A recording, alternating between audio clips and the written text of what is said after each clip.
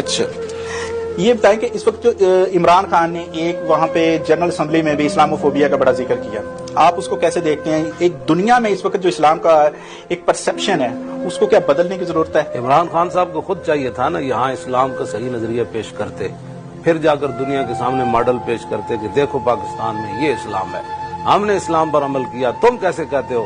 جب خود یہاں مسجدوں کے سپیکر انہوں نے اتروائے، اسلام فوبیا تو پہلے ان کو ہوا ہے۔ مسجدوں کے سپیکر کس نے اتروائے؟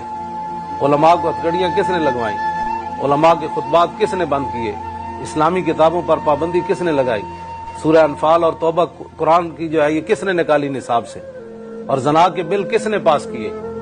اسلام فوبیا تو ان کو خود ہوا ہے، یہ تو جھوٹ بولتے ہیں۔ وہاں جا کر اسلام کی ترجمانی کریں صدیق اکبر، یا پھر چلتے چلتے داتا علی اجویری کریں، یا اعلیٰ حضرت بریلوی اور مجدد الفسانی کریں، یا سلطان الہند کریں۔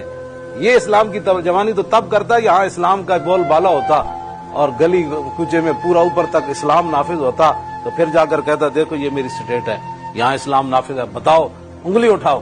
تو یہ تو خود اسلام کے خلاف سارے کام کرتے ہیں۔ یہ ختم نبوت پر جب ڈاکہ پڑا اسمبلی میں موجود نہیں تھے، 12,000 شیل ہمارے اوپر گرائے گئے، یہ وہاں موجود نہیں تھے۔ 8 ہم نے شہیدوں کی وہاں لاشیں اٹھائیں، یہ موجود نہیں تھے۔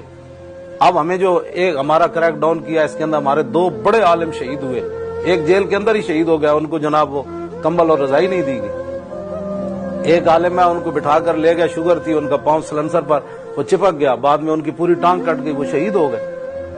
ہمارے جو ہے 2 اور نوجوان شہید ہو گئے۔ یہ کون سے کس اسلام کی بات کرتے ہیں؟ وہ ریاست مدینہ، کس ریاست مدینہ کی کہ جس کے اندر قیصر و کسریٰ کی فوجیں تبوک میں آئی کھڑی تھیں اور وہاں میچ ہو رہے تھے؟